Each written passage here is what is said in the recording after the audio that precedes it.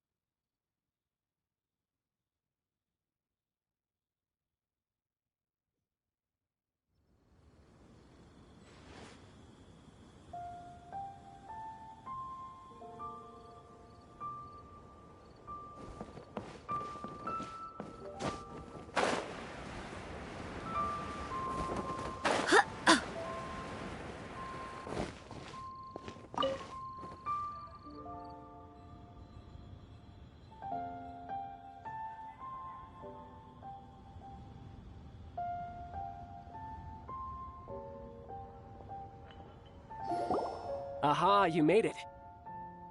As promised, I've found someone who can help you. Someone who can solve the mystery of why the Liyue Qixing would hide the Geo-Archon's vessel. So, where is he? In Lioli Pavilion? He certainly is. Come, I'll introduce you. I took the liberty of setting up a business dinner, as per the Liyue custom.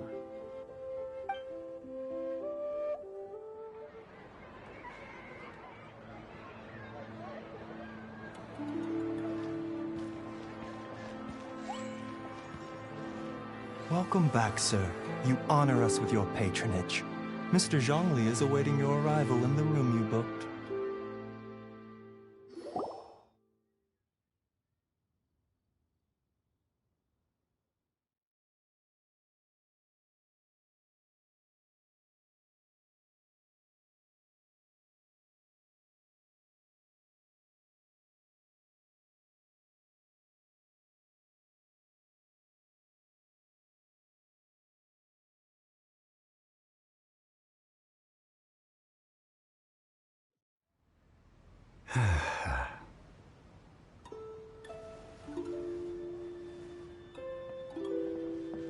Hi.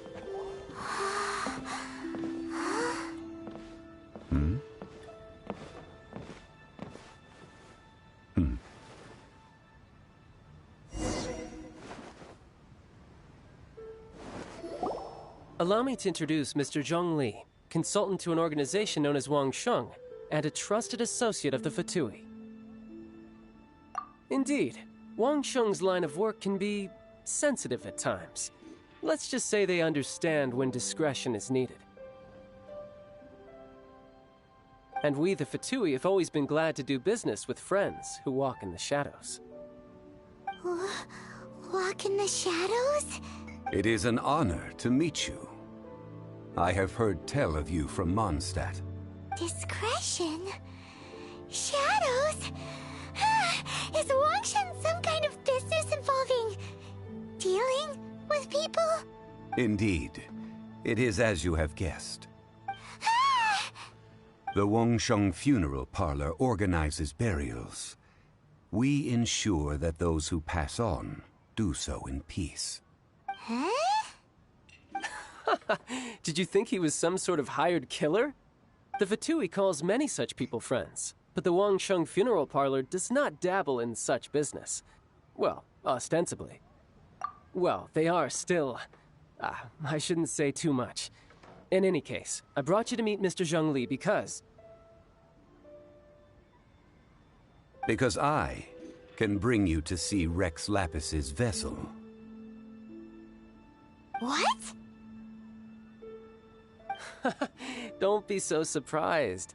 Sure, the Geo Archon's body has been squirreled away by order of the Tianquan Ningguang. But first, let's hear what Mr. Zhongli has to say, shall we? Rex Lapis may be the prime of Adepti, but he is ultimately an Adeptus. Many Adepti have left us over the millennia. This is the inexorable trend. The times have changed. You must have felt it too when you were at Jueyun Karst. As you have seen, the time of the Adepti is ending, and the time of mankind is slowly dawning. In years past, Liyue's tradition was that a huge memorial service be held to mark the passing of every Adeptus. But this time, the Qixing have made no attempt whatsoever to respect this tradition. It is sacrilege. Yeah, the killer hasn't even been caught yet. Deicide or not, the concern of the Wangsheng Funeral Parlor is this. When the ritual to receive this god is so kingly, it is all the more egregious for his final send-off to go unattended to.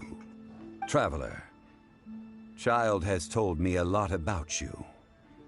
Since you have had dealings with the Animo Archon, could I ask you to help me prepare the Geo Archon's last rites? A wise decision. The Tianquan Ningguang has forbidden anyone from accessing Rex Lapis's vessel, which of course you would need to access if you were to achieve your goal of meeting all of the seven. Precisely. Only by participating in the rite of parting will you be able to see the form of Rex Lapis. If we are agreed, come with me. We will speak of the details as we walk.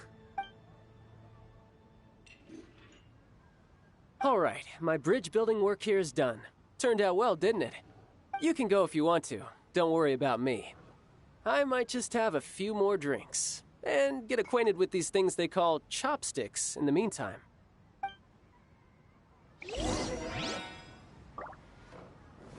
My, chopsticks truly are difficult to use.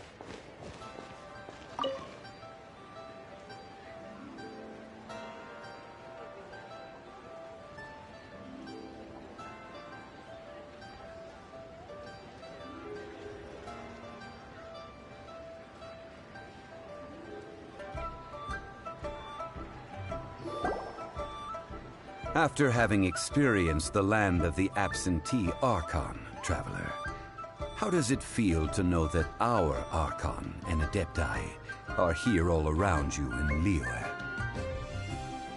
Indeed, the weight of 3,700 years worth of history runs deepest in the true divinity of Liyue. Organizing the rite of parting should prove to be an enlightening part of your travels. Liyue is the most prosperous of the 7 nations, defended by deities and ruled by the Qixing. As such, the diplomatic maneuverings of the Fatui have gained no purchase here. Ningguang of the Qixing has always been on her guard against the Fatui. That is in all likelihood why Child wants to make use of the Wangsheng funeral parlor's connections. Huh. What would Child get out of us doing the rite of parting anyway? I neither know nor do I wish to know. As far as I am concerned, the Fatui are merely financial sponsors. I only wish for Liyue's traditions to endure. These are the advance funds that Child has provided. If you use them up, you can go to him to apply for any subsequent funding. Wow! Well then, let us be off. The first step in our preparations shall be to obtain some prize Noctilucous jade worthy of a deity.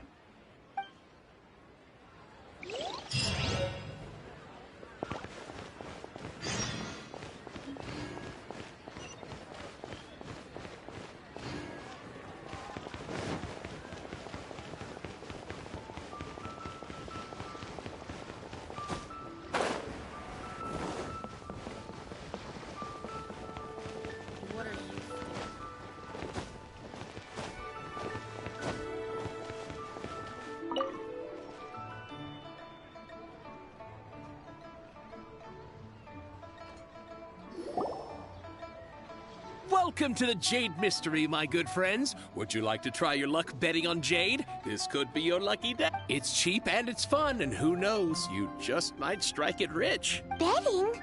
No, we're here for... what was it again? Noctilucous jade, of radiant grade at the very least. Radiant grade, Noctilucous Jade? I see. You're not a tourist. My apologies. I have some here for your perusal. What do you think? The Jade Mystery is an old name in the jade business. Just look at that wonderful quality. Rex Lapis doesn't often bless us with such finery. Go on, pick whichever one you like. These 3 pieces really do look pretty. Not like the ones you usually dig up. But how do we pick? Should we just grab one and go?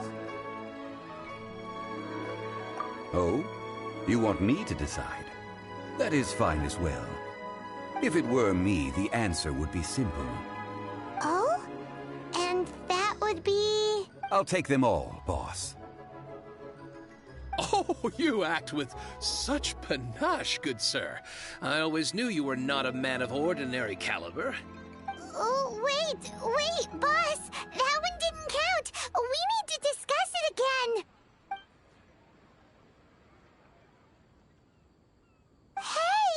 If we only need one for the ritual, aren't we wasting 3 times the Mora if we buy them all? Oh, Mora. It is as you say. I suppose I overlooked this particular aspect of the transaction. Huh? How do you not think about Mora when buying things? If one must always consider Mora before acting, then in all things one is bound by Mora. What? All Mora is currency, but not all currency is Mora. What?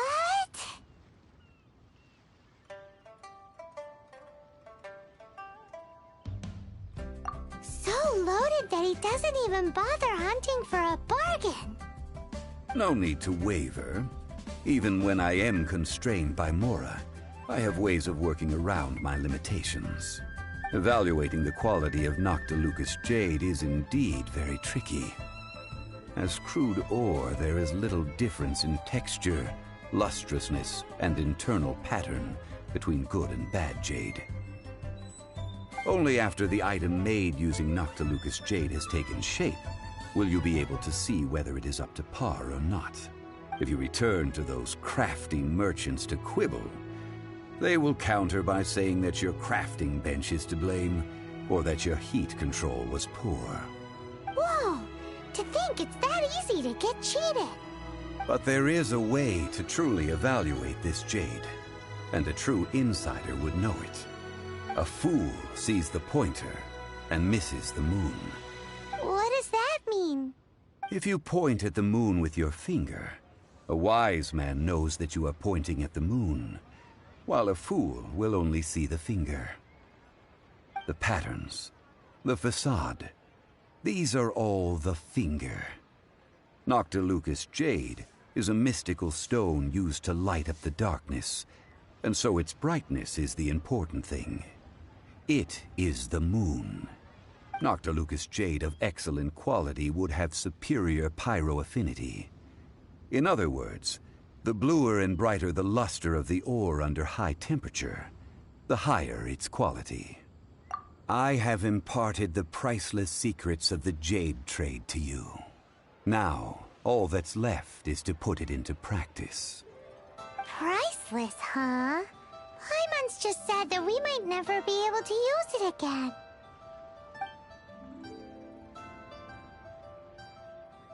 We're back to buy some rocks, boss. But can you let us burn them first? Burn them? You can't do that, my friends. If you were to do so, what would I have to sell? That would... well... fine. As you wish, then. How about this? I can take a small sample of all three. I'll take a bit of a loss. We'll count it as a friendly gesture. Don't worry. I know the rules. As long as we can prove that it is good jade, you will not take a loss. All right. Take these as samples. I've carved them off with a knife and tagged them to boot. Aren't these too thin? Even paper's thicker. No, even a bug's wings are thicker. These are almost see-through. Stingy? I've already been very generous. Any more and you may as well have my neck. But wouldn't something this thin go poof if we held it to the fire? It can't be helped. Trying to deprive a merchant of his profits would be like forcing a ravenous wolf to vomit up the food in its stomach. Nonetheless, under the right conditions, these thin slices will serve. What sort of conditions? While we add the high temperatures using pyro, we can use hydro to reinforce it from within. This way, the samples will not disintegrate immediately. Oh! Oh, sir, to think you were this learned. Thank you for your understanding. Strictly speaking, asking for samples when we have not yet agreed to purchase the goods is unfair. Trade in Liyue must be based upon fairness. Well, guess we just need to find a place to try this out. You mean at One Mean Restaurant? As long as we do it when she's not in. That would not do. It is a place where people come and go. They would be endangered if the elemental reaction were to get out of control. We cannot take such a risk. Oh, Paimon remembers? We once saw this big pot down at the Data Upa Gorge in the camp of the Hilly Churls from the Meaty tribe. It's real sturdy and should be able to take the elemental reactions. Now, let's pack those samples up and make a move.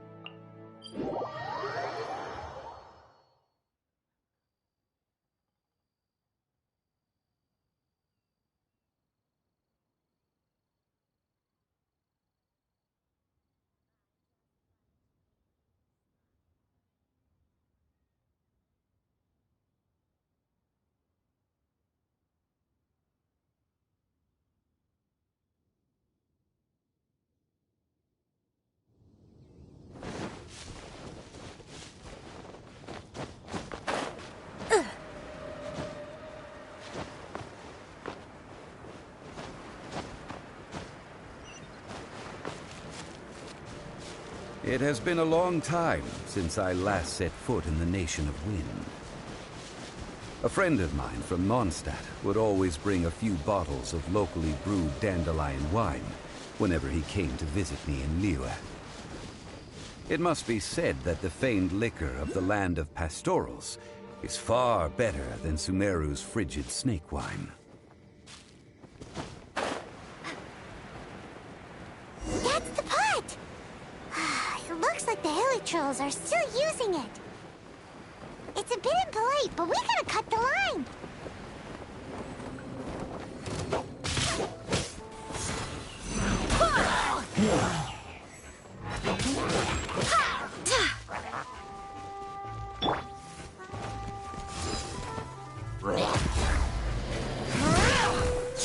Eyes on me!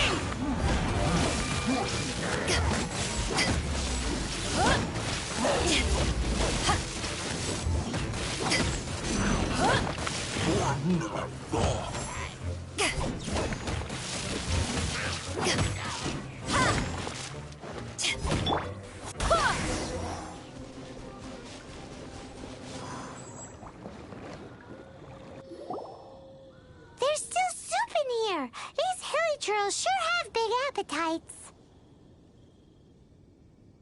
This soup looks like it could be used as our hydro-elemental protection.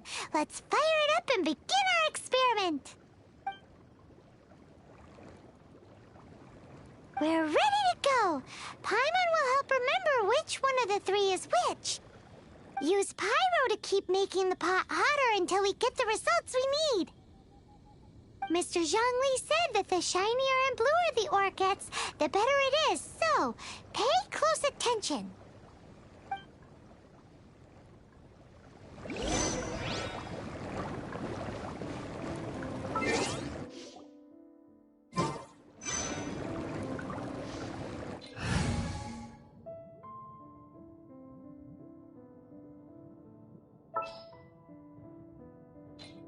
Outrider Amber, reporting.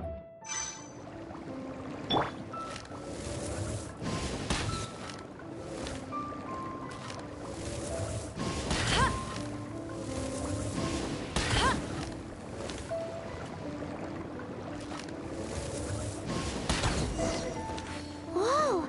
That light came from the first Noctilucous Jade! Hilly trolls are surrounding us again! Were they attracted by the light? Such nosy neighbors! Let's take care of them and continue again after.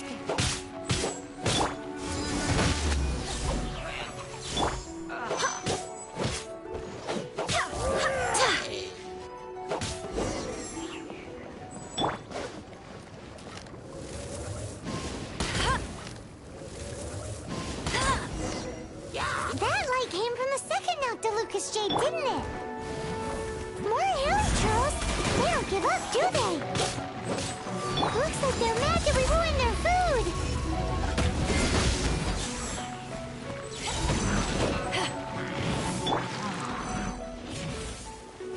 Give up.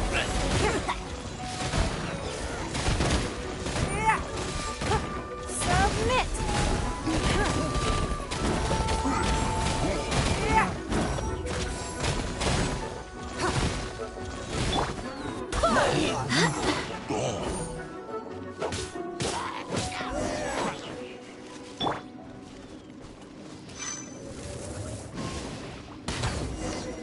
Oh, that's bright! Too bright! That was the third Noctilucous Jade, wasn't it? It was so much shinier than the rest. Let's go with that one. Let's head back to the Jade Mystery to buy some jade.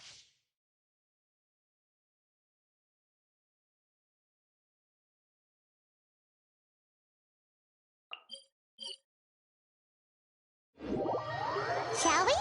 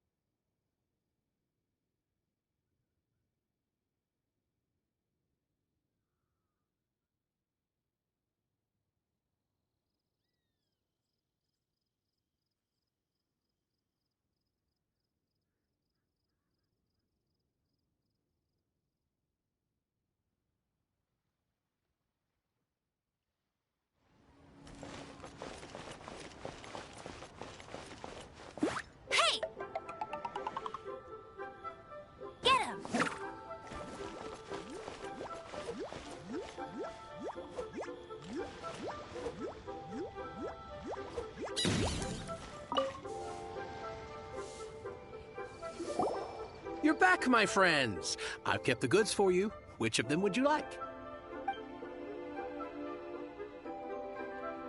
Exactly! That's the one Paimon remembers too! No problem. If you have your eye on this one, you can have it. Then we'll take a box of the third type of jade. Done. All the same, and pardon me for asking, but I'm curious. Whatever do you need this much top-quality Noctilucous jade for? I suppose it would not hurt to tell you. We need them to make implements for the rite of parting. Parting? Oh, dear. I'd heard the rumors, but had given much thought to them. This means that Rex Lapis really is... Oh, it's hard to believe. Even though the Jade Mystery has been in decline, we have always been under his protection. It is said that when our Lord lost his way while going incognito in the city 200 years ago, it was a spoon from the Jade Mystery that he had used to sample the local delights. Alas, alas, all things must pass. Well, if this is to be used to say farewell to Rex Lapis, then I shall sell this to you at half the price. Are you sure? You didn't want to even give us an inch before. If not for our Lord's protection, this city wouldn't exist as it does now. No proprietor could earn money off such a thing. I'm sure Rex Lapis will feel your sentiment, boss. In the safe hands of the Liyue Qixing and good honest merchants such as yourself, I for one believe that Liyue will continue to prosper as it always has done. All right. Thank you, my friends. What's with me getting all sentimental like this? I'll practically be giving away all my fortune at this rate. Now that we've made our choice, let's take this Noctilucous jade back. Hey, wait a minute. He said it was half price, not that we could leave without paying. Oh, right. I'm sorry. I must have forgotten to do that too. Let me see. As I thought, I didn't bring any. Any what? Mora. My apologies. Another oversight on my part.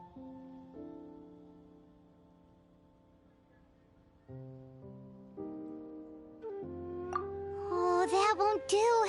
This isn't some small sum. Oh, wait. Didn't Child give us some advanced funds earlier? That's a relief. Have a look. It's fine. Just enough for half price. Though, to be honest, it'd be all right even if the sum wasn't quite enough. Well, it's settled then. Let's take this jade to Yujing Terrace. That's where we plan to hold the rite. Look at you bossing everyone around. You didn't cough up a single Mora. I will do my best. You have my thanks.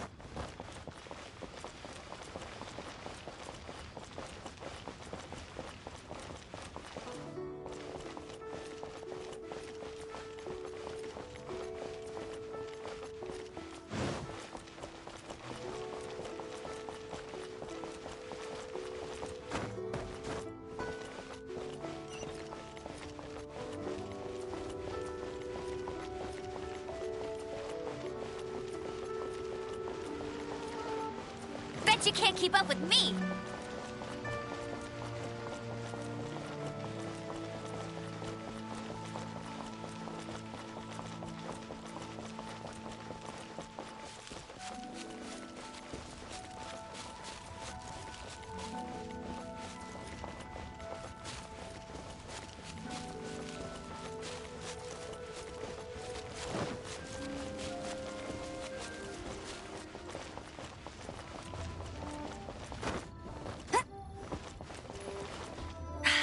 That's more like it.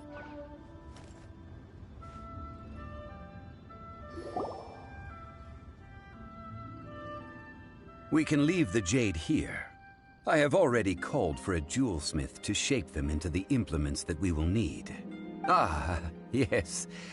I have yet to go and see Child.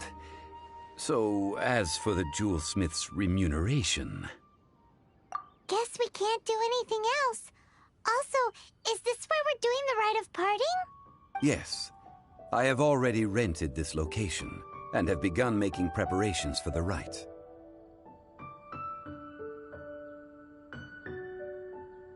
The Liu Qixing have agreed to this arrangement. But when something this big happened here, should suspects like us really be at the crime scene? We might get caught by the Millilith. Although with that said, since we got back from Dwayne Karst, none of those pesky Millilith soldiers have come chasing after us. Wonder what that's about. Also, the, Rex Lapis vessel...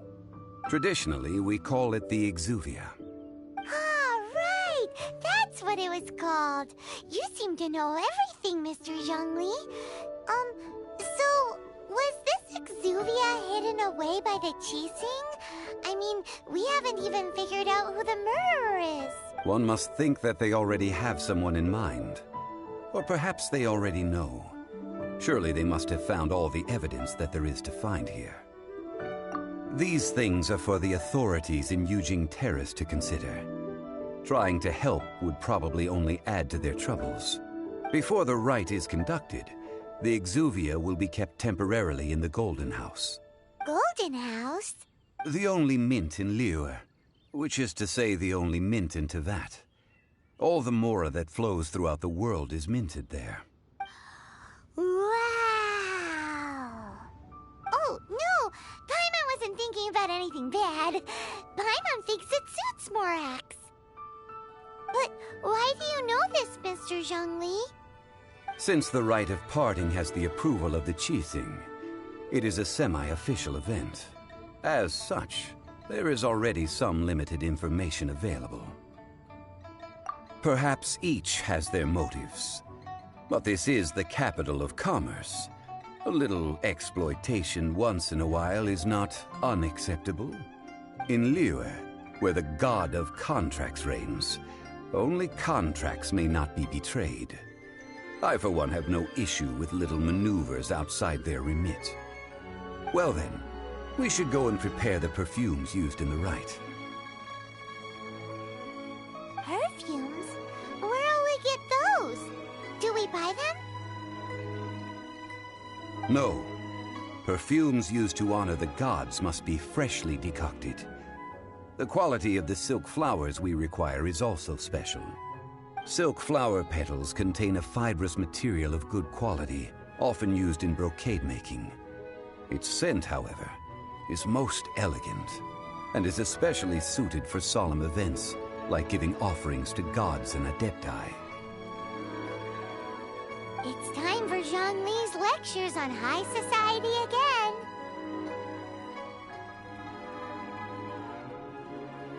again. We shall not speak of the details right now. Follow me. We shall go to the merchants to purchase our ingredients.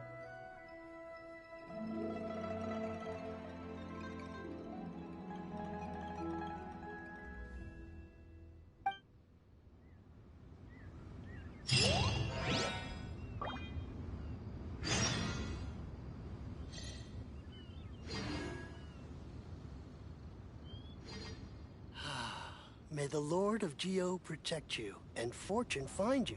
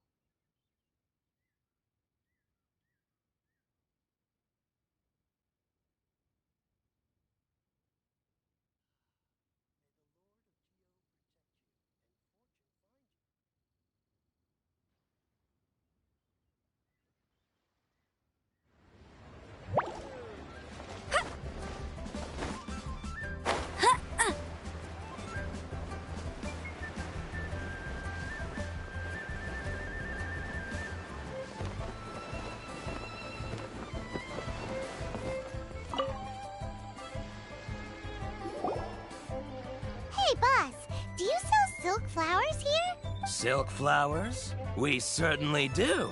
Which kind would you like? Which kind? The good kind? The best kind? Remind Paimon what kinds there are again. Ugh, you ignorant shoppers. Always coming in here with your stupid questions. Golden House Maiden, Valley Weaver, and Fate's Yearning. One of each to start with, if you don't mind. My goodness, this gentleman is quite the connoisseur. You two must be his servants. Please refrain from any further attempts to contribute.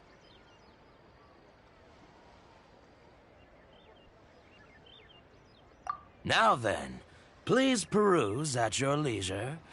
Do let me know if you have any further thoughts. Silk flowers exhibit different properties based on how their environmental conditions differ from their ancestral habitat. Nevertheless, these are fine specimens, excellently preserved. Just look at the abundant foliage here, and these stamens, glamorous as a maiden of the Golden House. This strain is an evergreen, and mostly grows under complex hydrological conditions. By contrast, this variety thrives in any dark, damp location, often in large clusters. Morphologically, it is distinguished by the profusion of petals and densely packed stamens, though its powerful scent gives it away just as easily. Lastly, this strain is quite the recluse. Unlike its exuberant cousins, flowers and foliage are minimal, and when in season, it has a subtle yet enduring scent. It was first discovered by the ancients when they scaled the mountains in search of the Adepti. Silk flowers have all but disappeared from the wild today due to geographical changes over Liyue's history. Most are not grown by horticulturalists. Wow! A true connoisseur. Most of that was news even to me. I possess but a smattering of trivial knowledge. My traveler friend is the one to watch. They are on track to set foot in every corner of the world. Oh, Mr. Zhongli, you're way too humble. So, which silk flower did you want anyway? I'll take them all, boss.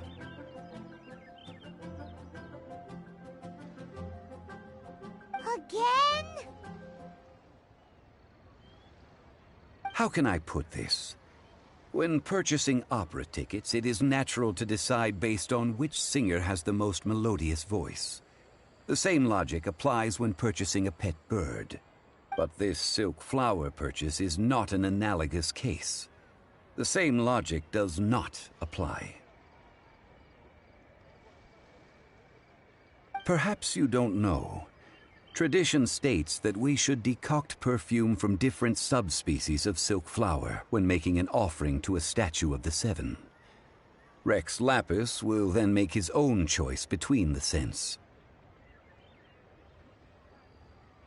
Like several other tedious and complicated traditions, this one has become simplified over time. But this is the only rite of parting to take place for one of the Seven in 3,700 years. As such, I do think we should honor tradition down to the last detail in this case. Now that's settled, a question. Do you have any Mora on you? You forgot to bring money again? Zhongli. If I may interject, did I hear you say that these flowers are to be an offering to the Lord of Geo himself? Yes, in a sense. Gosh, well, why didn't you say so? I heard the awful news about what happened at this year's Rite of Dissension. It would be bad luck to say it out loud, but I've been worried about our dear Lord ever since. I'm worried that everything I've heard is true. Since these flowers will be used to glorify our Lord, they're free of charge. Just don't forget to pass on my regards. Are you serious?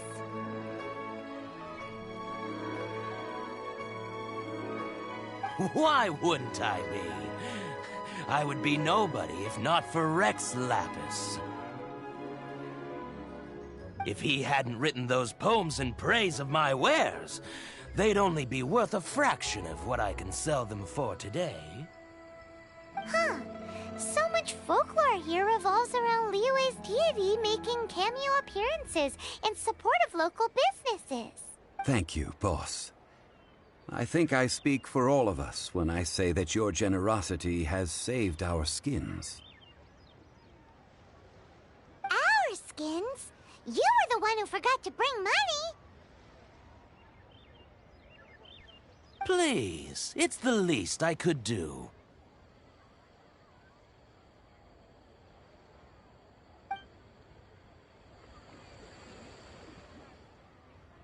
So, now that we've got the flowers, how do we make the perfume? Ideally with the help of an expert. Unfortunately, none of my acquaintances have personal experience in the art of decoction. Talk about first world problems. Hence, I need you to help by asking around in the city. Try the common folk, especially women. So this time we get to go around town looking for nice-smelling ladies to talk to? Paimon I will wait for you near the Statue of the Seven. Meet me there when the perfume is ready. Maybe we can find some good candidates at the Adventurers Guild. Let's ask Lan! She's master of the Liyue branch, right?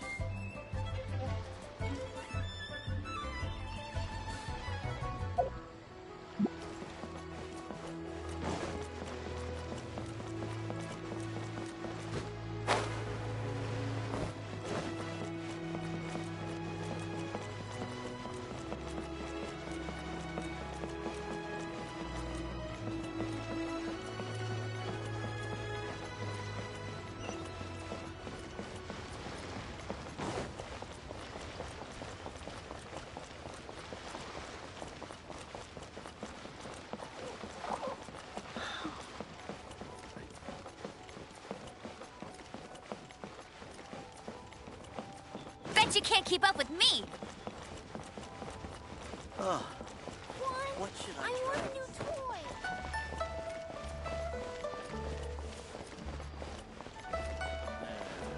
Not yet.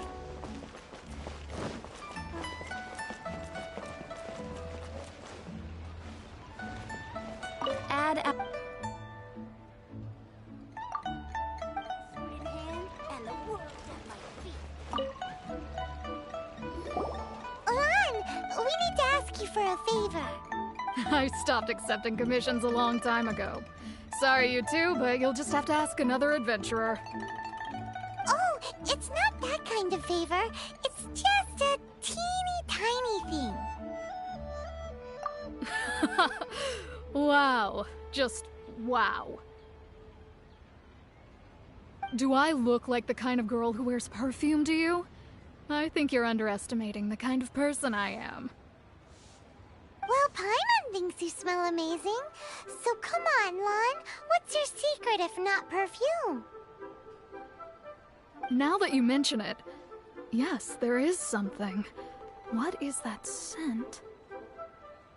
Oh, it must be from the Genshin flowers I picked on the way back. I forgot I still had them with me. Aha! The truth is out. Lan's got a soft spot for wildflowers. No, they were for medicinal use only. Anyway, this is a pointless conversation. If you want to know about perfume, try talking to Chimei. The fortune teller, right? Paimon remembers she smells pretty good. Thanks, Lan. See you around.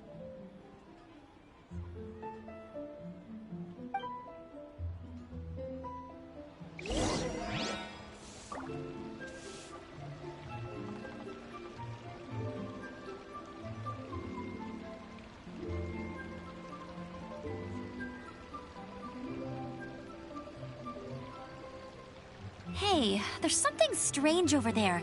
Come on, let's take a look. I won't.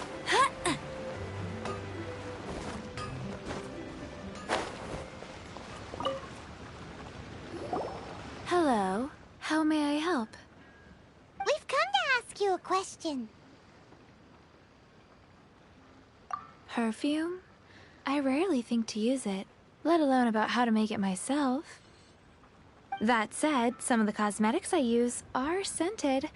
Perhaps that's the cause of this confusion. Since I usually set up my stall by the docks, I avoid perfume like the plague, because Celestia forbid those lusty sailors catch a whiff and come hunting for the source. That's the worst thing Paimon's heard all day. While we're on the subject, have you never heard anyone mention Yingar's homemade perfume? Yingar? Oh, as in scent of spring Yingar? Yes, that's her. Many a rich family's daughter has gotten her to make perfume for them. Apparently, her homemade product is better than anything you'll find on the market. Great! This is just the intel we need. Finally, we're getting somewhere.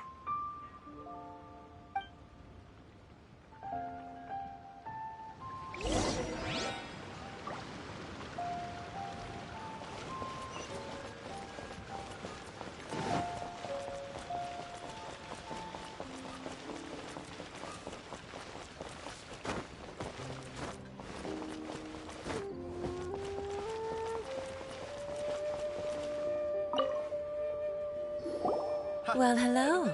You found me at last. I've been waiting for you. What? How did you know we were coming? Oh, I heard a rumor about a couple who were snooping around town looking for a sweet-smelling lady. Actually, I was starting to worry you wouldn't find me. This is the ultimate test of my appeal, after all. Snooping around? Why are you making it out like we're bad people? What can I say? People love to talk. Maybe you ought to be more discreet in the future if you don't want word to get around. Relax. I know why you're here. You want to get your hand on my homemade perfume, don't you? What kind would you like? I'm not wearing any, darling. Could it be that you've been bewitched by my natural scent? If so, I'm afraid it's one of a kind. Whatever this is, you guys need to snap out of it right now. Hand her the silk flowers. 3 in one go. My goodness. You have extreme tastes for someone your age. Maybe the rumors I heard were true after all. You're on the prowl and need some sweet-smelling ammunition. Is that the best you could come up with? Even if you were genuinely offering perfume to a deity, that doesn't explain why you'd need 3 kinds. Sorry, your story just doesn't hold water. Zhongli was right. People don't remember this tradition anymore. As one of my favorite poems goes, "O cherry tree, begrudge not thy blossoms as they are deflowered in the spring, for come winter, even thy sturdiest wood shall wither." That went over Paimon's head a little. In short, I'm happy to help. Traveler, you can be my assistant, but you'd better make sure I'm the only person on your mind while you're hanging around with me. So, where is a good place for making sweet, sweet perfume? Where's that? Mondstadt? We're only making some perfume. There's no need to go to such ridiculous lengths. Somewhere closer to home will do. Let's go for the kitchen at Wan Min Restaurant.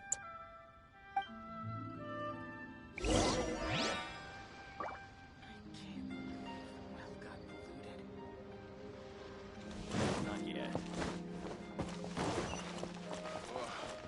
Liyue people must have iron stomachs. Cheap and tasty chop suey! I've had a word with Chef Mao. We can start work now. Are you ready to please me? What did you say? I meant make me proud, as my assistant. obviously. While I'm setting up, you can go and fetch some water. Iron stomachs. Cheap and tasty chop suey!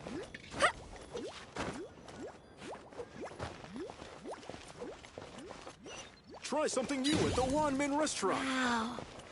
Leo has really got a lot going for it.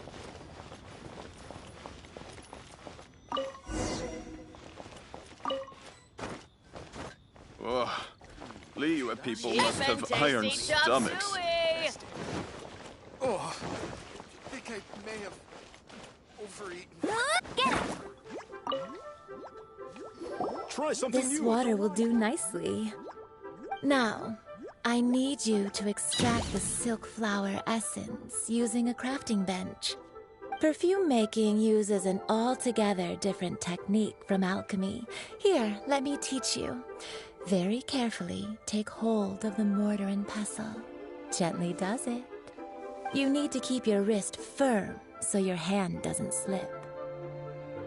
Now use your strong hand to stir it with a persistent rhythm. Keep going until the juices start to come out. Ooh, you're a natural, like a fish to water. Now take these and try it out on your own using a nearby crafting bench. Don't forget to do all three. They look visually identical during the essence extraction process.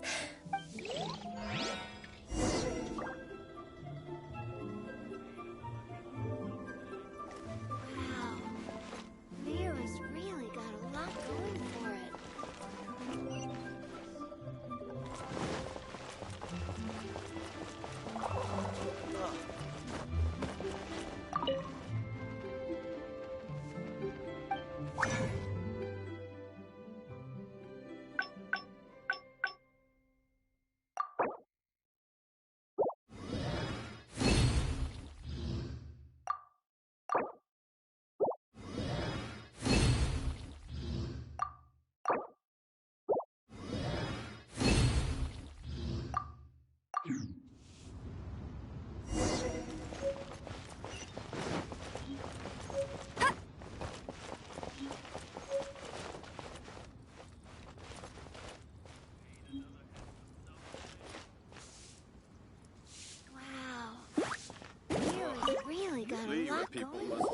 Wow, this is some exquisite silk flower essence.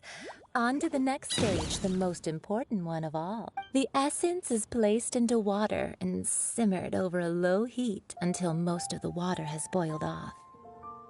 You must take care to control the heat during this process. If the temperature goes too high, it will affect the scent.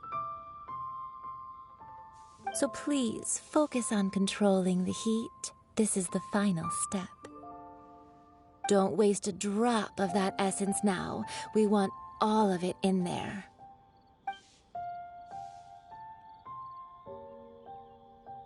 All three perfumes are ready, and you, my friend, were a wonderful assistant. A testament to the lengths you will go to for romance. It's so rare to see nowadays. Wow, you actually remembered my throwaway comment. You know, you're cuter than people give you credit for. If I didn't have my guard up, I can see how easily one could be taken in. Anyway, shall I give you a brief overview of each scent? It might just help you match the right scent to the right occasion. Paimon wants to hear this. This first one is sweet as candy, straight out of a fairy tale. Younger women will love it. The second one is for those with more refined tastes, the first choice for daughters of high society. Finally, the third one has a soft but lingering scent, like a mist that captures the last light of dusk. Mature. All clear? Don't get them mixed up now. You'll ruin the mood. Good. Be sure to come visit if you ever need help with anything, okay? I'll leave you with some parting words. One who tries to sail 3 boats simultaneously should be careful, not to go overboard. Come and hang out with me at Scent of Spring sometime, okay? Let's take these 3 perfumes over to the Statue of the Seven. Mr. Zhongli's probably been waiting a while.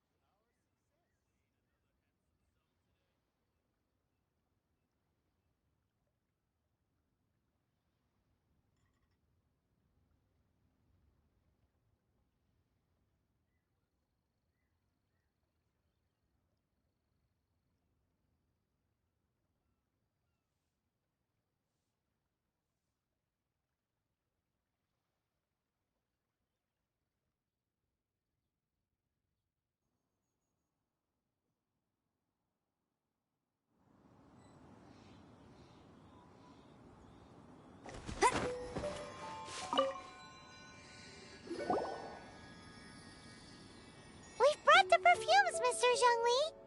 Did we take too long? You were just staring up at the statue. Oh, you're back. Don't worry, I haven't waited long. Compared to the watch that Rex Lapis's statues have kept over Liyue, this was but a brief moment. Well, how can a person compete with a statue? That is true. Well, have you brought the perfumes? 3 sets, and not 1 less. Thank you both. Let us offer them up. This is the first kind of perfume.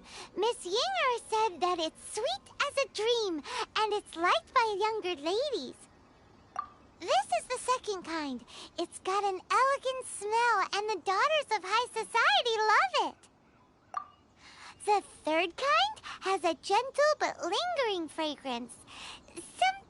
Something like the dusk mist. And it's a favorite of mature ladies. Oh, what was that?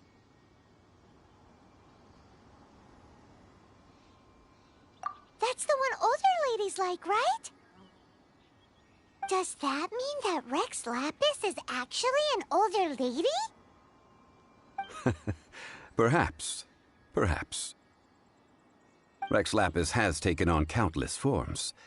Perhaps that really was one of them. What a shame. We only got to see the giant dragon form, and...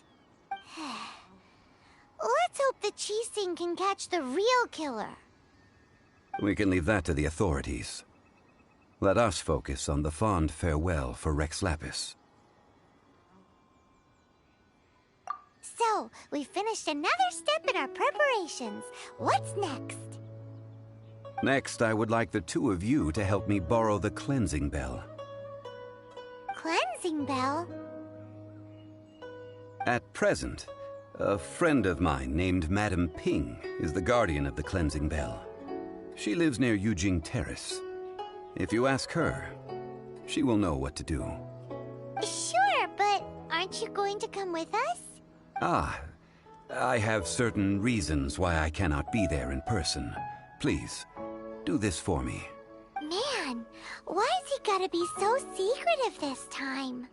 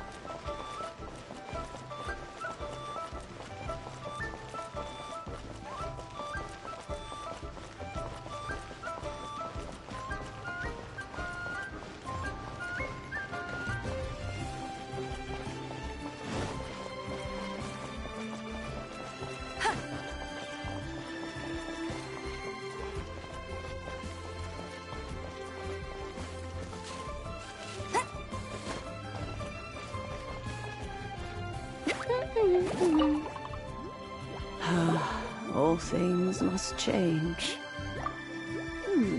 Youngster, are you here to admire the flowers? But it's a shame. These glazed lilies have almost all wilted. What happened to them? Back in my day, people said that glazed lilies can read human hearts. If they heard beautiful sounds like laughter and singing, they would also bloom joyfully. But if they heard too much wild gossip or slander, they would... So that means these flowers feel what's happening in Liyue? Yes, the rumors of Rex Lapis's death are no small matter. They are everywhere. Some say it was a Fatui plot. Others say that the Chising made it all up. And still others think that which lies in the deep is breaking free. This harbor is like a mountain of dry tinder. One spark, and the fire will consume us all. Well, I shall say no more. This old woman's grown too old and naggy. Did you have something to say, youngster? Borrow something? Oh, you've come to borrow the cleansing bell, yes? Apart from that, I don't have anything of value that you youngsters might want. But it was not originally mine, either. That trinket used to belong to a friend of mine. I was a vain beauty when I was young, and I would pester him for that bell all the time. He could not dissuade me, and so he gave it to me. But he said that if someone should come to borrow it, I must not be loath to give it away. It has been many years, and who knows how many times someone has come to borrow this bell. Still, though, I can't recall when it started. It's been a long time since anyone has come to borrow it. Oh, these old bones are so slow to look for things. I doubt you can wait that long. What a weird thing to be proud of. All right, children. There is no need to worry. I didn't place the bell very far away. Do you live near here, Granny? Whoa, but this is Eugene Terrace. It's gotta be expensive. Oh, an old lady like me can't afford to buy a place in this city. See this ceramic teapot? My entire household is in here. How does that work?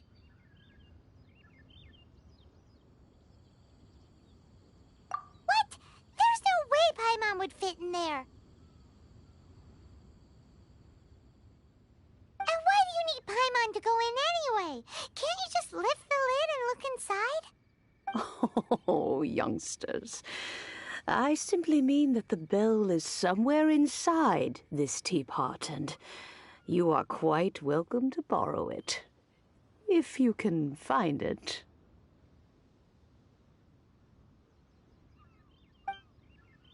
This Granny's so weird. What does she mean her whole household is in here? Is she playing with...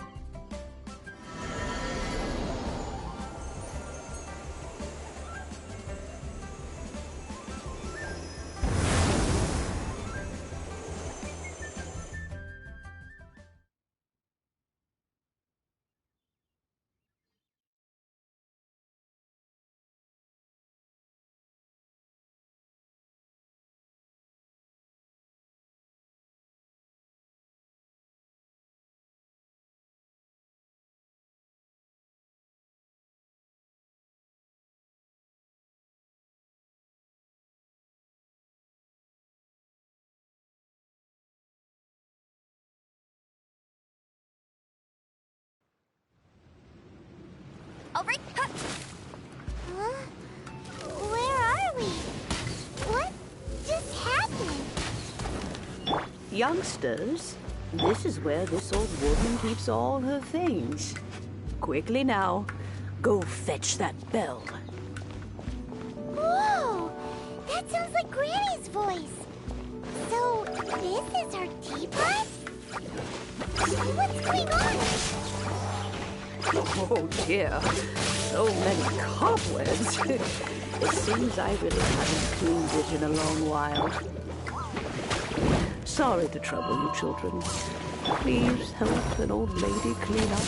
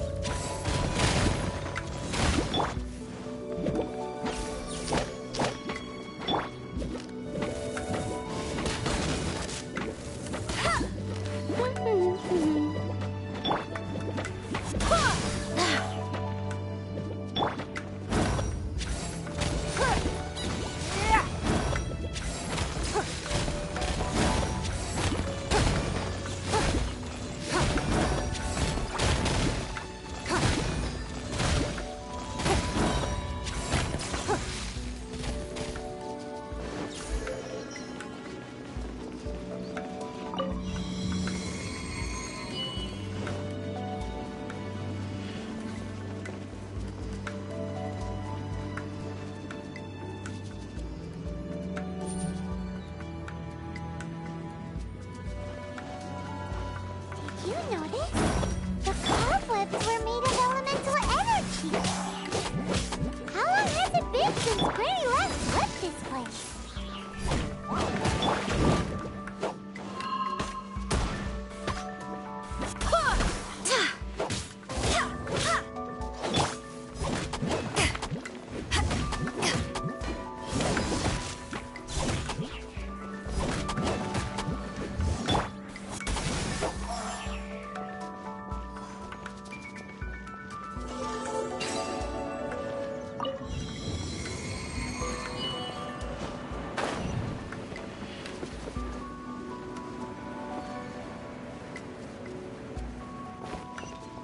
You know, with such a special teapot and the cleansing bell, do you think this old granny could also be an adeptus?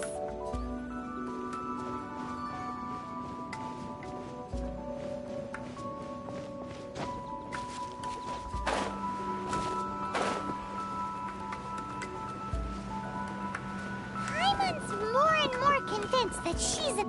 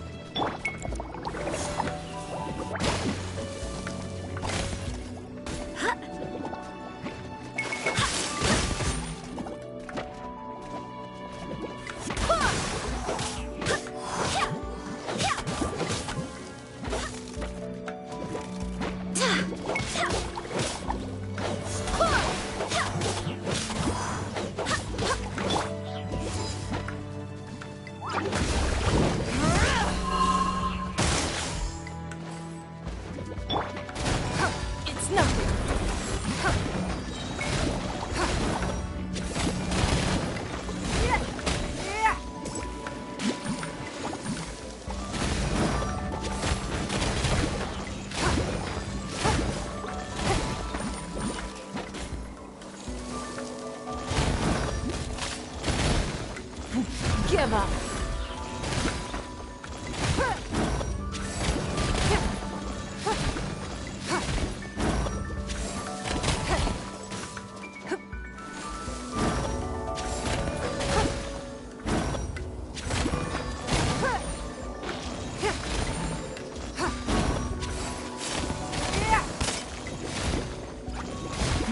Give up. Submit.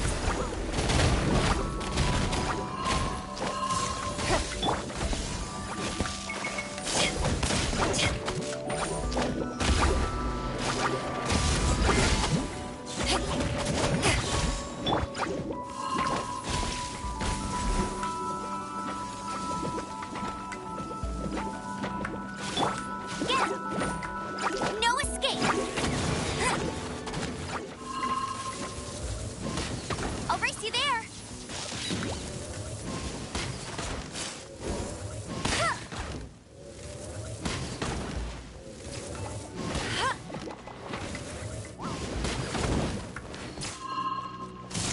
Hey, get him!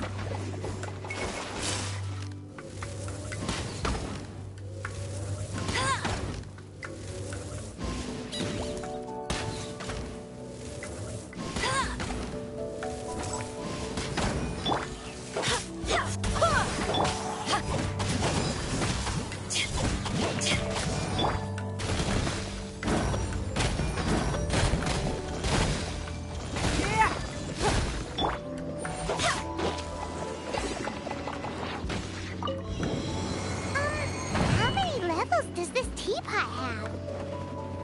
It would be nice if we had one of these too. Or at least we wouldn't have to camp outside.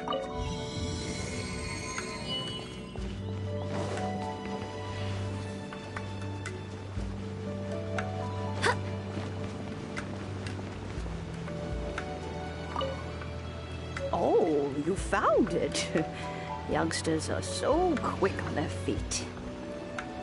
Oh, now, let me... All right, that'll do. Come on out.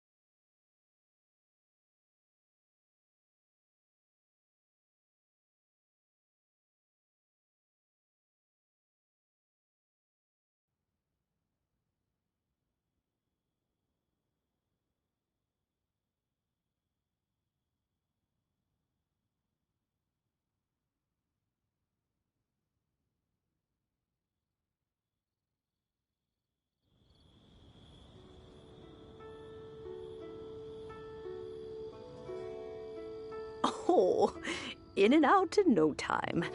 You youngsters really are quick.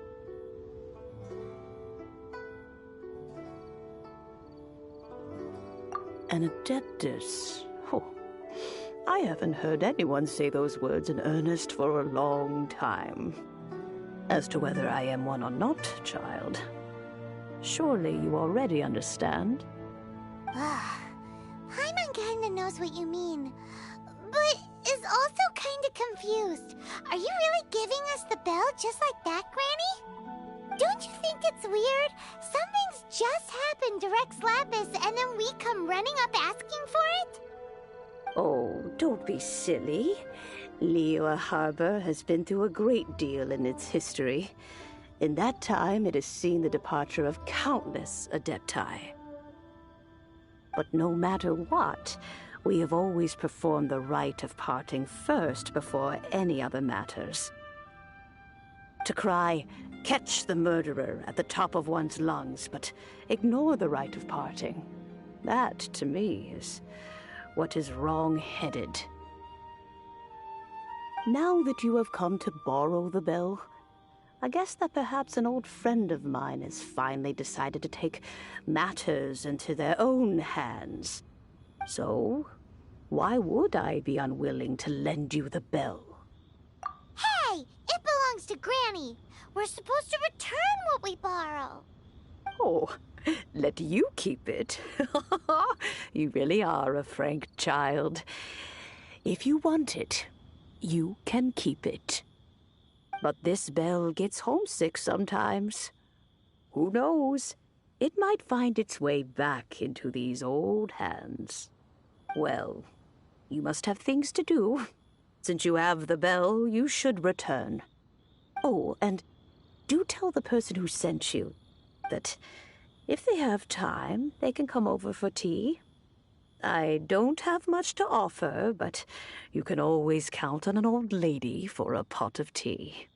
We will. Thanks, Granny.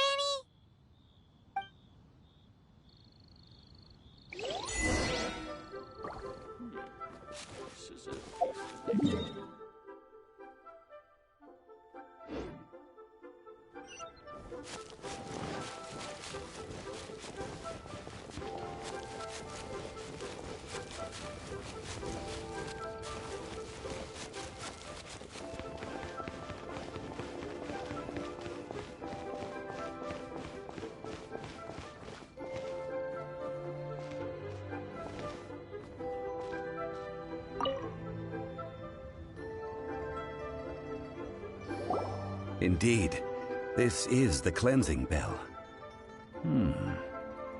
It's in good condition. Let's place the perfume we've prepared inside. Of course. How would I know that the bell was with her otherwise? That's suspicious. But if you don't want to talk about it, we won't pry. Oh, yes, that old granny asked us to tell you something. If you have the time, you can come over for tea. I don't have much to offer, but you can always count on an old lady for a pot of tea. That tone does not suit you. Still, her teapot is indeed very good. There are none better for brewing tea. When a suitable time arrives, I'll bring a spot of fine tea and pay her a visit. So what's the next step in our preparations? Next, we need to purchase kites.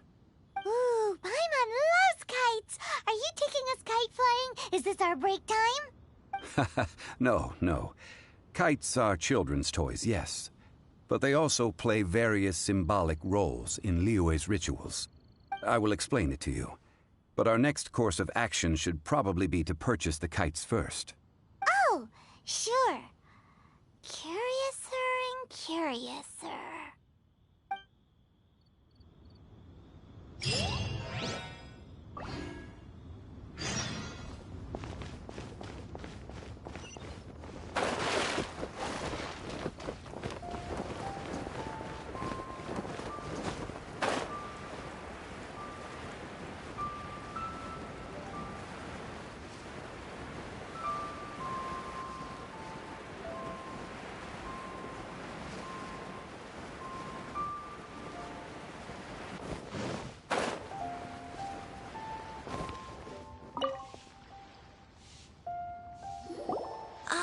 Sir, you're here.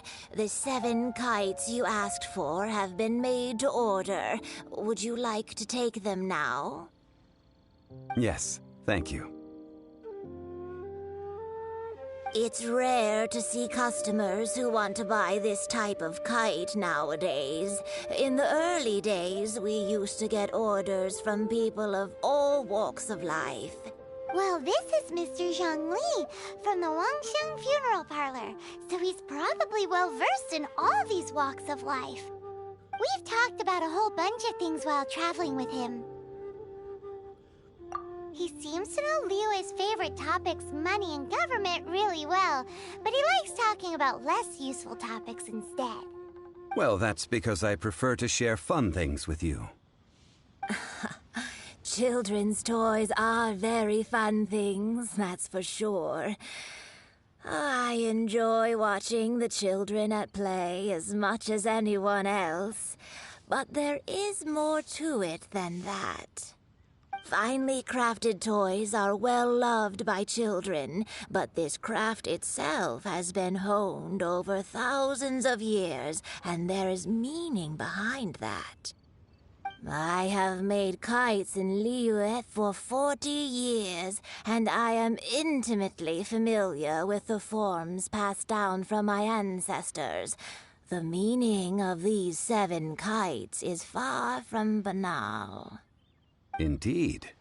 These are decorations used in the rite of parting. The 7 kites represent the 7. I took the liberty of coloring outside the lines when doing the insignia of the Animo Archon. As for the kite that honors the Geo Archon, one must follow the contract given right down to the last letter. These patterns are ancient, and you can also find them in the Golden House. Ah, Paimon's heard that name before. Huh? The design of this kite displays a firm grasp on the cyclicality and eternity so dear to the Electro Archon. These markings of tree and leaf pay due honor to wisdom and the passage of time. All this on a single kite. Truly astonishing. Justice flows across the surface of the waters. War rages like a flame, as does that which the Cryo Archon once... Yes, these details are masterfully done. The compliments of a learned man truly are pleasant. Well then, Granny Shen, I shall take these back with me. As for the payment... Well, allow me.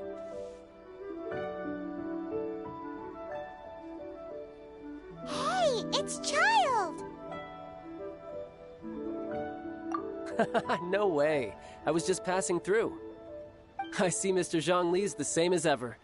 When paying, well, when getting others to pay for him, he neither looks at the price tag nor his wallet. He knows a great deal about money, and about the trials of the common man. He just doesn't consider poverty to be something that could ever happen to him. Or perhaps you could say that he cannot imagine himself lacking money. How has he not died of hunger yet? Child, you are as fond of jokes as ever. Well then, since we've purchased our kites without incident, there's no need to take a break before moving to the next step in our preparations. The rite of parting requires helping hands as well as materials. We should be able to find some people near the harbor. Oh, by the way, take this bag of money. You probably won't want to let Zhongli do the bargaining, if you know what I mean. Seems I missed out on some interesting information. I suppose I'll just have to find a more opportune moment next time.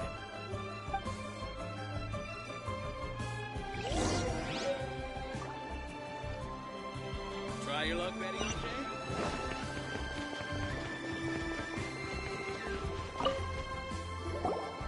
Hiring help? Sure. But let me just say first that I'm a reserve member of the Adventurers Guild. I take adventuring commissions, but I don't do anything clerical. Adventure? Venturing into the mountains to capture a few crystal flies seems adventurous enough. That's not hard. Almost a bit too easy for a reserve adventurer. Never mind. I'll only charge you 15,000 Mora. What say you? A most fair price.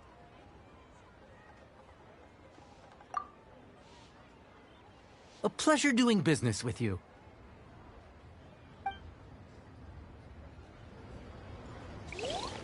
Try something new with the one. That's not me. A full day of odd jobs at Yujing Terrace.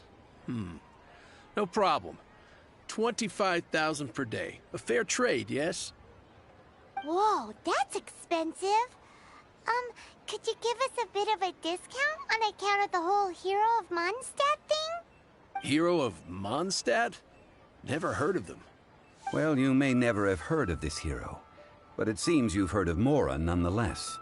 Thus, I will simply pay the whole sum.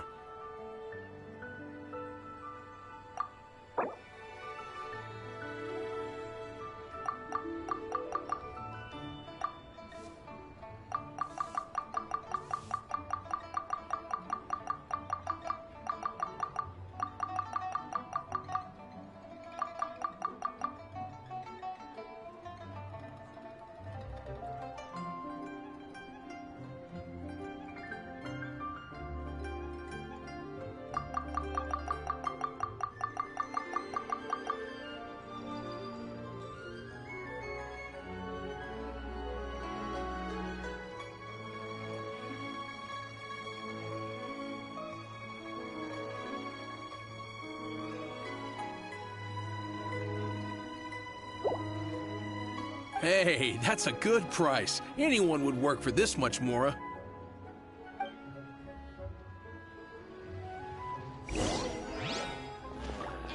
Not yet.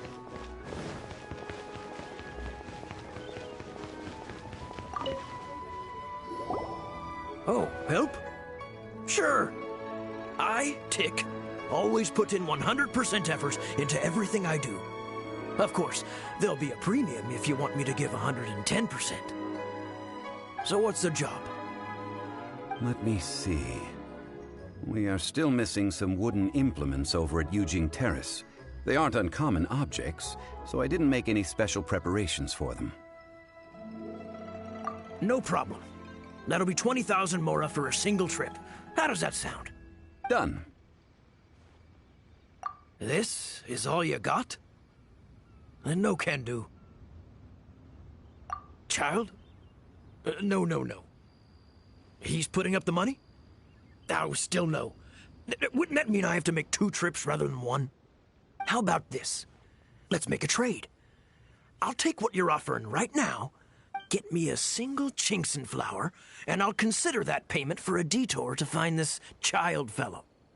How does that sound? Guess we've got no choice.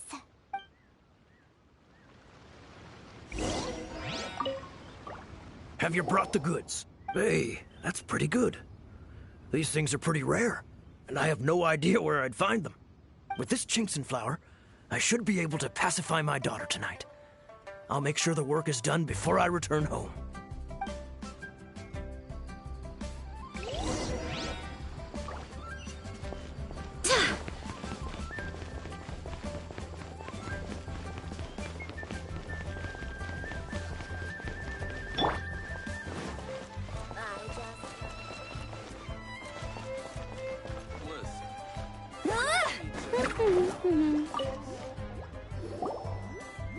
All finished then? Splendid.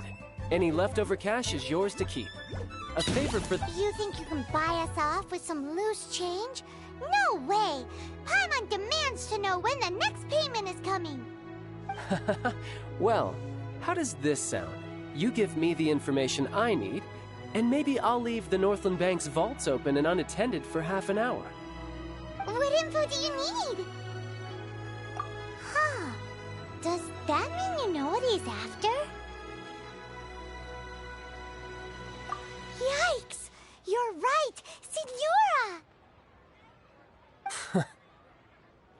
You both need to calm down. I don't know what's gotten into you. Just what is this about? The atmosphere got so tense all of a sudden.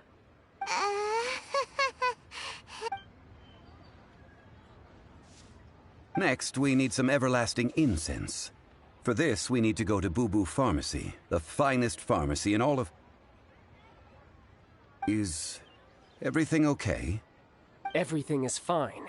I was just informing them that they need not return the surplus Mora. Now, if you'll excuse me, I must be going. Paimon definitely felt like Child wasn't happy with us just now.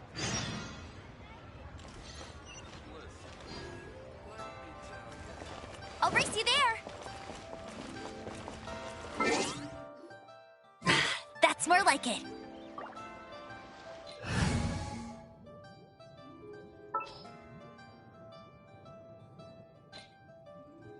The threads of your fate lie in my hands.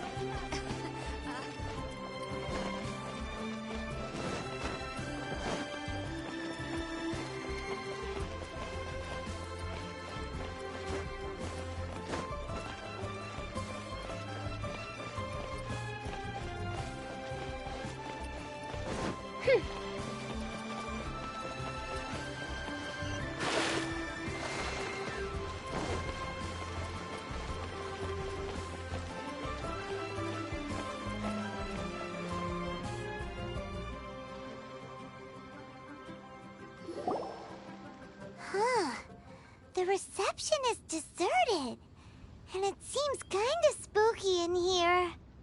Hello? to Boo Boo Pharmacy. Huh? Did you hear that? Where did it come from? The reception, it seems. How about you go check it out, and Paimon will bring up the rear.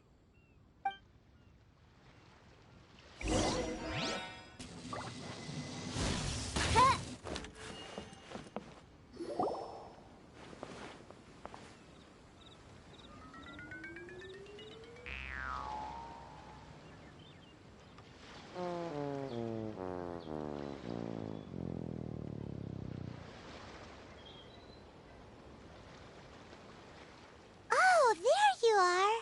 But you can't even reach the counter.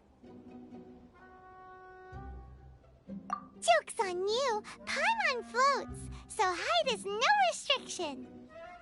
Anyway, there's something weird about this one over here. What's the talisman doing on her forehead? It can't be. She's a zombie.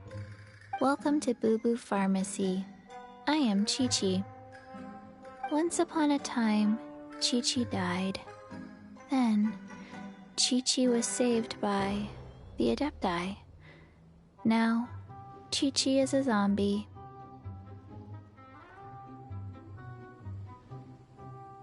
Something like this would be unimaginable in Mondstadt. Hello, little girl. Do you sell everlasting incense here? Excuse me, sir.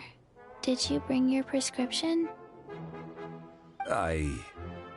Surely no prescription is needed to purchase everlasting incense. It's not a controlled substance. Chi-Chi can get your medicine, but only if you show Chi-Chi your prescription. These are Chi-Chi's orders from Chi-Chi. Zombies are limited to acting within the confines of their orders. And somehow in this case, the zombie issues her own orders to herself. My dear Chi-Chi, we didn't bring a prescription, I'm afraid. But we do hope that you can still help us find some everlasting incense. Okay then. How did you manage that? But Chi-Chi helps you. You help Chi-Chi. Only fair. Since when do customers need to do favors for customer service staff? Never mind. Just think of it as a peer-to-peer transaction. That way everybody wins. Sometimes in Liyue, the art of the deal is simply about victory via mental gymnastics. Go to Mount Tianheng, find the Guizhong Ballista, and hunt a cocoa goat. Please and thank you.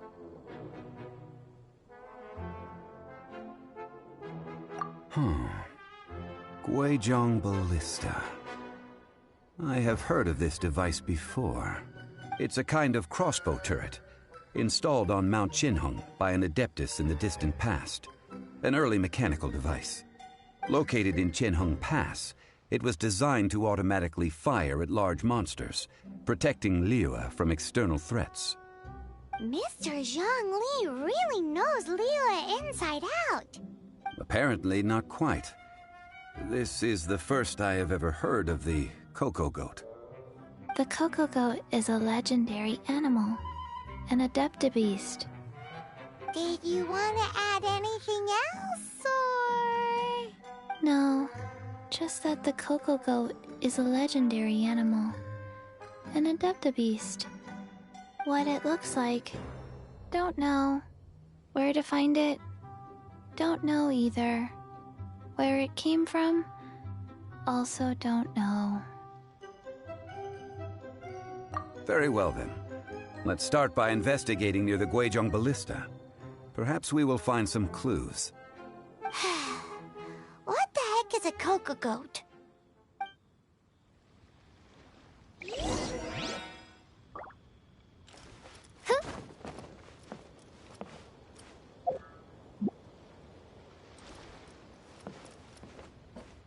Cocoa goat.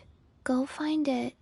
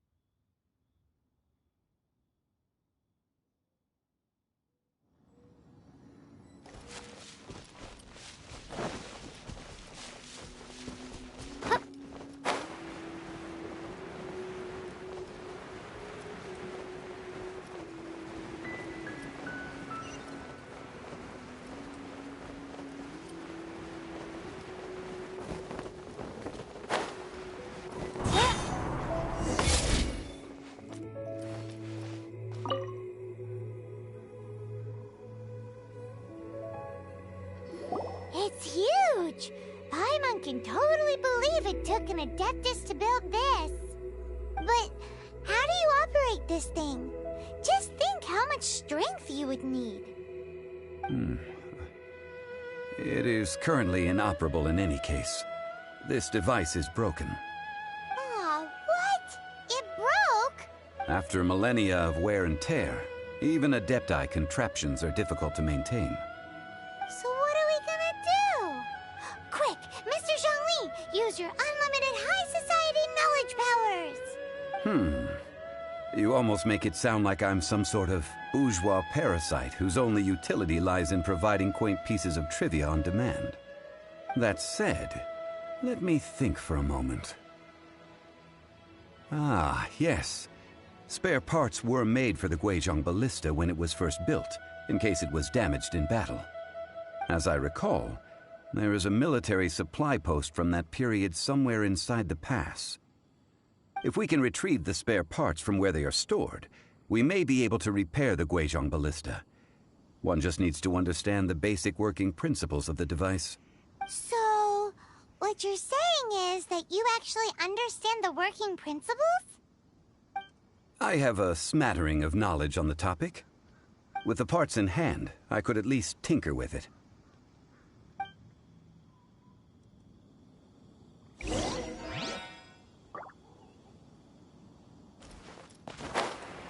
Where is that supply post?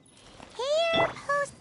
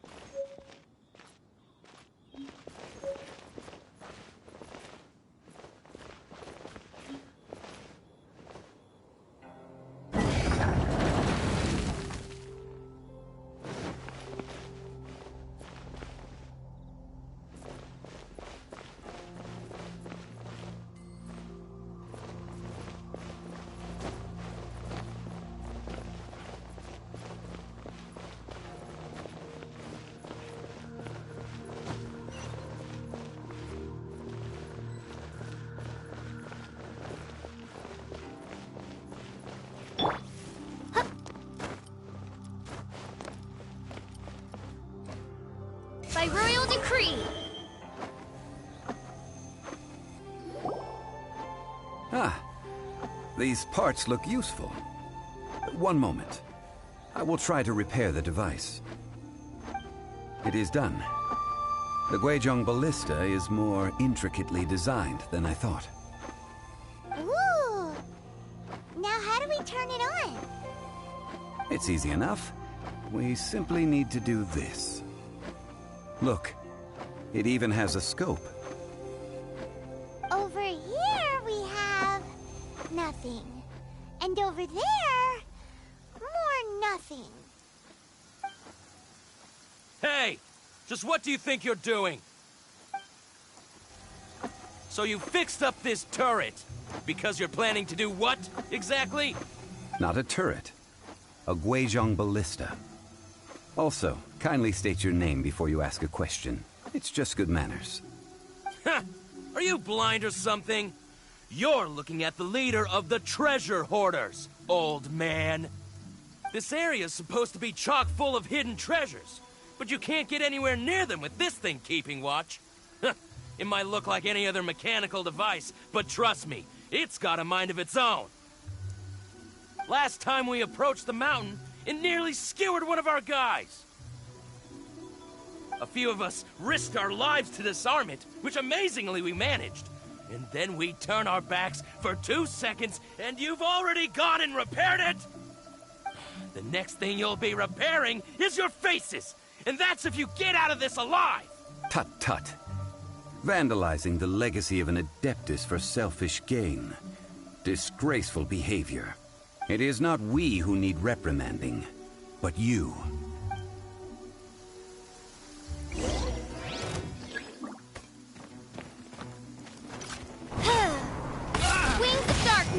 Come, sever night from day. Back at ya! To ashes! Shit. Almost another test subject.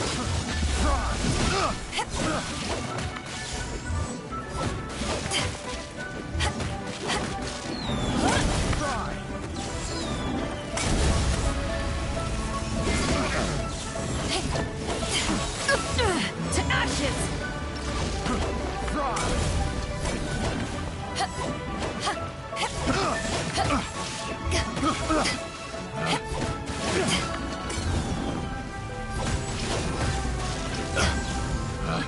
Want a taste of my hammer?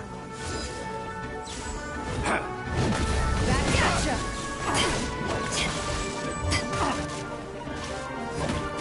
We're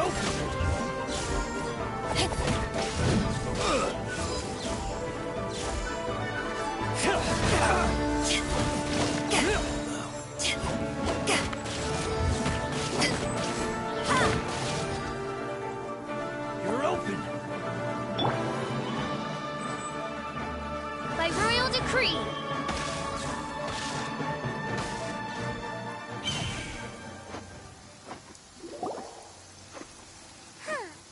These lowlifes didn't know who they were messing with. Troubling ourselves over this rabble is not worth the time. We should focus on our contract with Chi-Chi. Oh yeah, that! So we've got the Guizhong Ballista working, but where's our Coca Goat? A search using the Guizhong Ballista revealed no significant life forms nearby, save for the usual wildlife.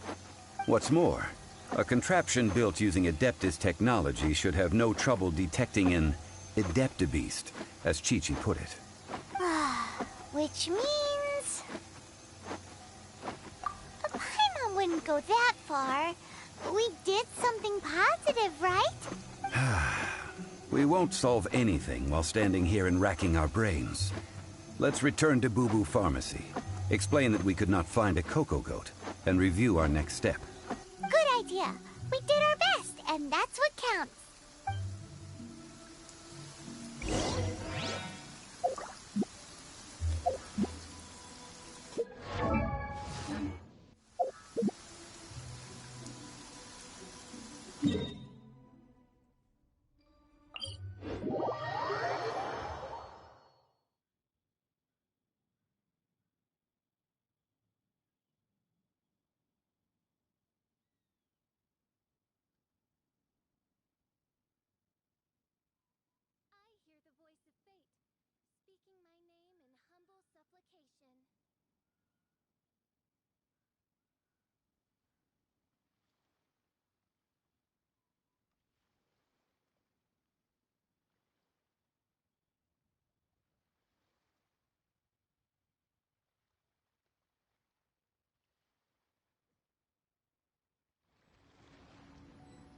I create.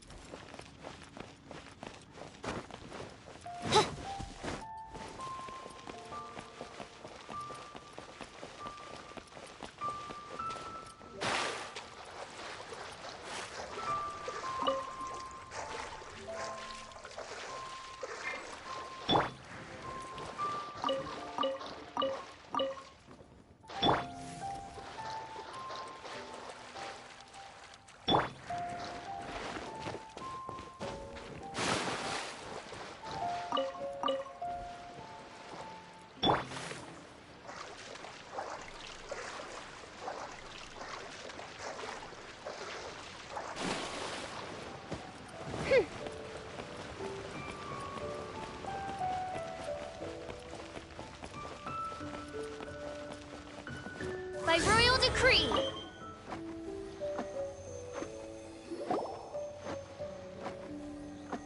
Forgive us. We were unable to fulfill our end of the contract. We found no trace of the Coco Goat Adeptabeast of which you speak. What a disappointment. Don't worry about it. But I feel very disappointed. Aw, poor Chi-Chi. Why does Paimon feel so guilty all of a sudden? Cocoa goat milk is tasty. So tasty. Much better than normal goat milk. Only an Adeptabeast could make such tasty milk. I'm sorry. I have a poor memory. I cannot remember the name of the milk. That's why I wrote it down. Where did I put it? Ah, here. This is the name. Coconut milk. Huh? I owe you both an apology. I hastily agreed to what appeared to be an equitable agreement with this zombie child, when perhaps I should have undertaken further due diligence. Never mind, Zhongli. You didn't know. As the Liyue proverb goes, all things are random and... So how are you supposed to predict anything? Literally no one could have seen this coming. Excuse me, everyone. Did Chi-Chi say a bad thing? Oh. Sorry, but Paimon's gonna leave the job of shattering this poor kiddo's world to you.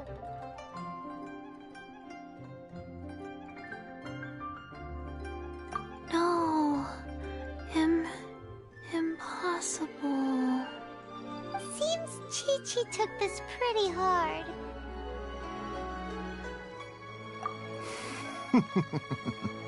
Someone learnt a valuable life lesson today, then. Thank you all for looking after my little Chi-Chi. Might I ask who... Ah, how rude of me. I'm Baiju, boss of the Boo Boo Pharmacy. Paimon thought Chi-Chi was the boss. Turns out it's some wacko who wears medicinal ingredients around his neck. What a sorry state of affairs. This little mascot is even more of a simpleton than Chi-Chi. Ah! The snake is speaking! I prefer to stay silent, but faced with strangers, I must speak, lest you mistake me for an escapee from the medicine cabinet, for I am a living, breathing serpent! Don't mind Chung Sheng. She's a good girl, really. As for you three, communal chaos causing with Chi-Chi aside, what business brings you here? Do you sell everlasting incense in this fine establishment? Everlasting incense? Why, of course we do. Whew, at last! Things are finally starting to come together. 3 million mora. Top quality. Guaranteed. Aw, too bad the Chising have taken it over for now. Security will be tighter than usual. 3 million. An innocuous number in and of itself, though practically speaking, it could be a hard sum to come by. It's a crazy number. We'd never be able to make that much mora. And as for Mr. Zhongli, he's around 3 million short. This is correct. What are we gonna do? Is this the part where we go crawling back to child?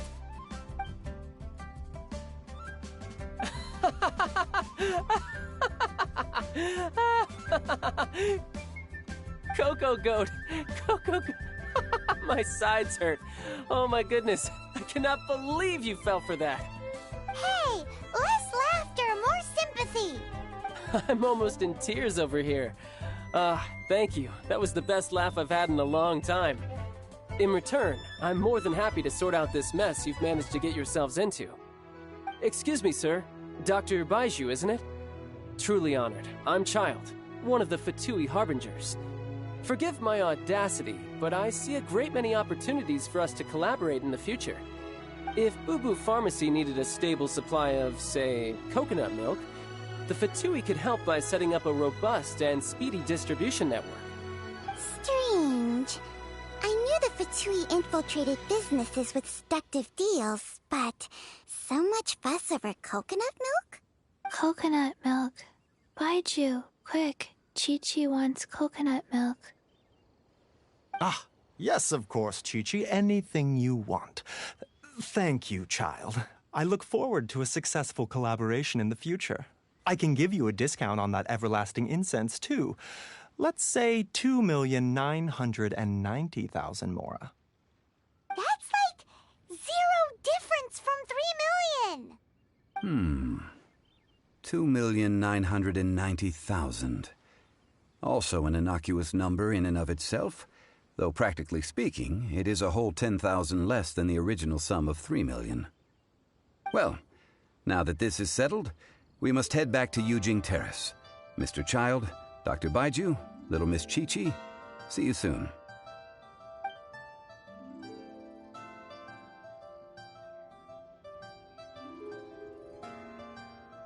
Ah, that lot is an absolute riot.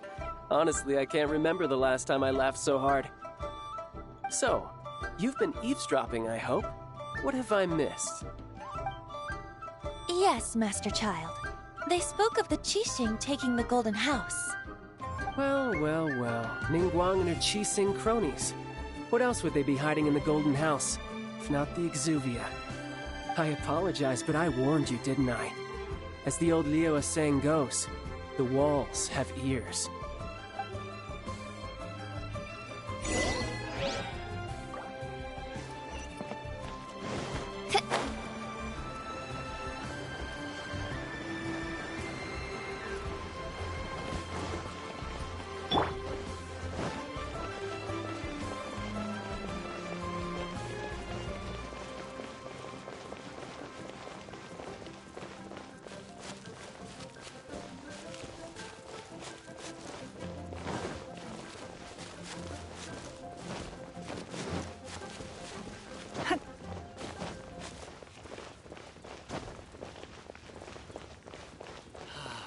May the Lord of Geo protect you, and fortune find you.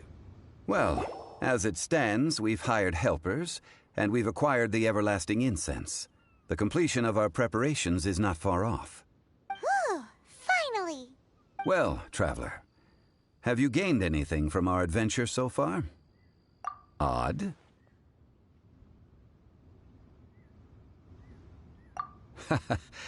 Which is it, I wonder? The questions that such travels raise are ever so complicated. Well, I'll leave you to ruminate over it yourself. As to remuneration for your help, I've decided to treat you to a meal. Oh, yes, don't worry. I will remember to bring the Mora this time.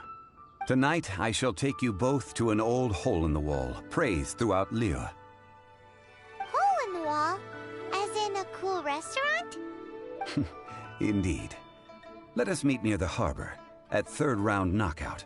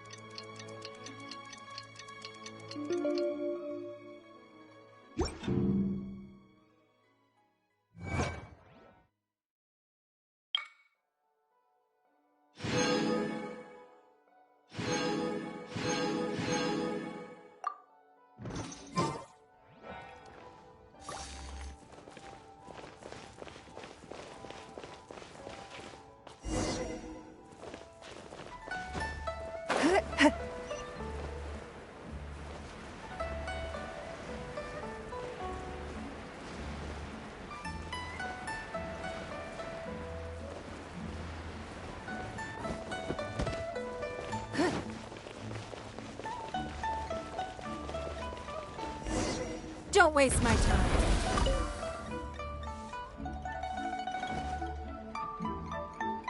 Ah, you're here. There's no need to order. I've already done so.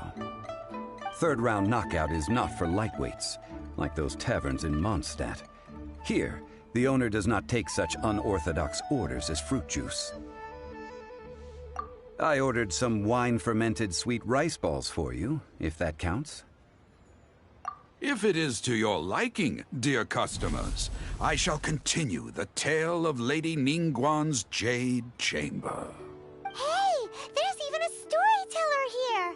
Great atmosphere. Besides fine wine, the excellent ambiance is the reason why this place is so well loved. But when I say ambiance, I refer to a different sort from the one the Tevat travel guide uses to judge other establishments.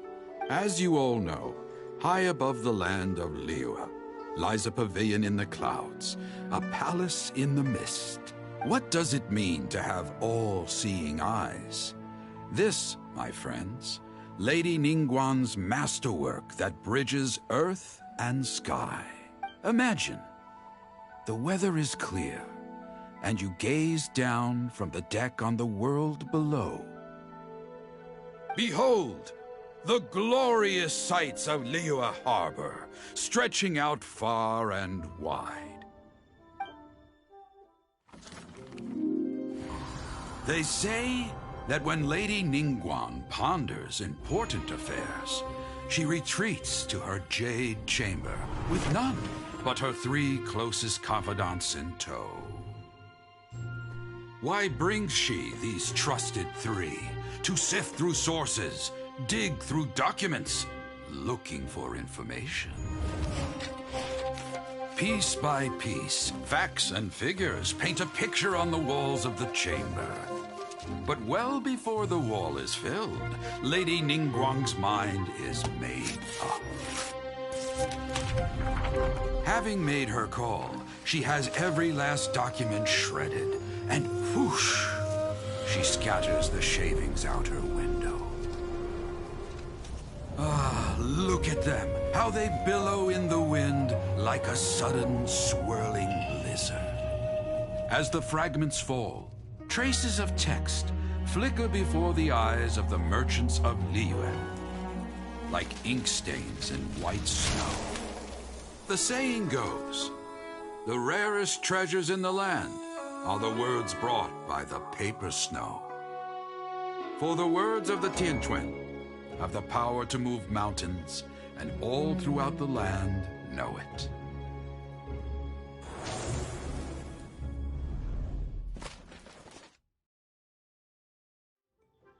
These are but scraps of paper, and yet they guide Lady Ningguang's hand.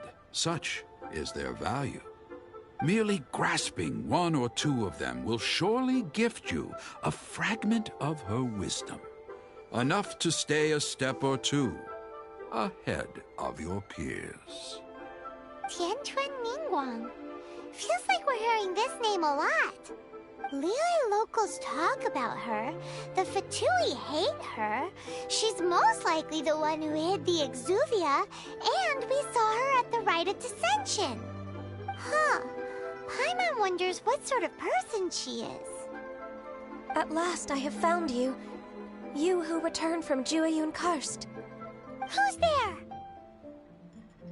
Wait, I am not with the Millelith, nor am I here to claim your bounty. However, I am an emissary of the Liyue Qixing. My name is Ganyu, secretary at the Yuehai Pavilion, and I have come specifically to meet you. Well, in concrete terms, I am the corporate secretary for the Qixing. At the moment, I am serving as Lady Ningguang's special emissary. Ningguang sent you? We were literally just talking about her. My apologies, you who have returned from Jueyun Karst. I am duty-bound and cannot extend my courtesy to you in full. But I have with me a letter from Lady Ningguang. She extends a formal invitation to you in her capacity as Tianquan. She invites you to her palace in the sky. An official invitation? Lady Ningguang said this. Invite her to come here. I wish to meet her.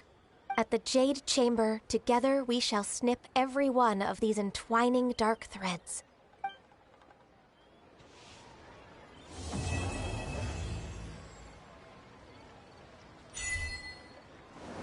And with that, the emissary who called herself Ganyu just disappeared.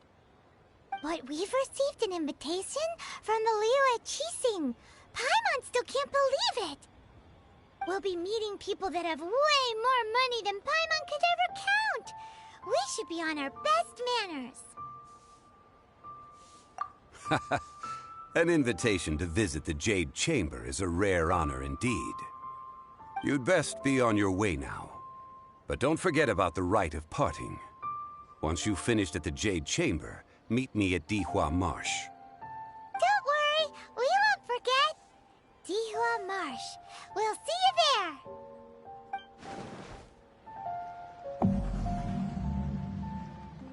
A there. toast to our success. Oh, what? Pockets.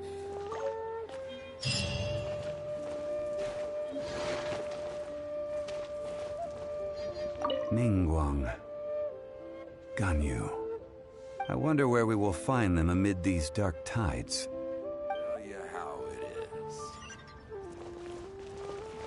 Made another handsome sum today?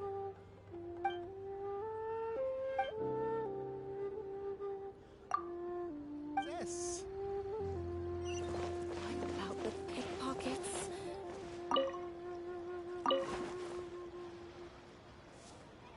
Ningguang. I wonder where...